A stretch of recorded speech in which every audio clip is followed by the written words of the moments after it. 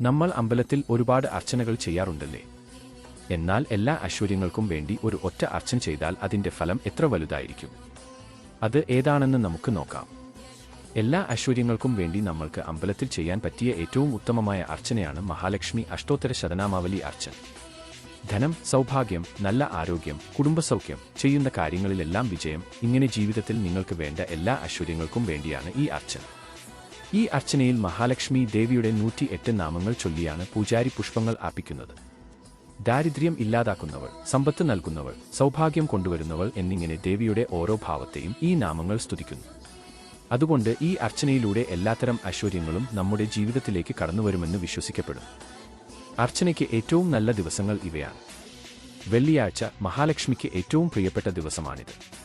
പൗർണമി, എല്ലാ മാസത്തിലെയും പൗർണമി ദിവസം ചെയ്യുന്ന പൂജകൾക്ക് വലിയ ഫലമുണ്ട്.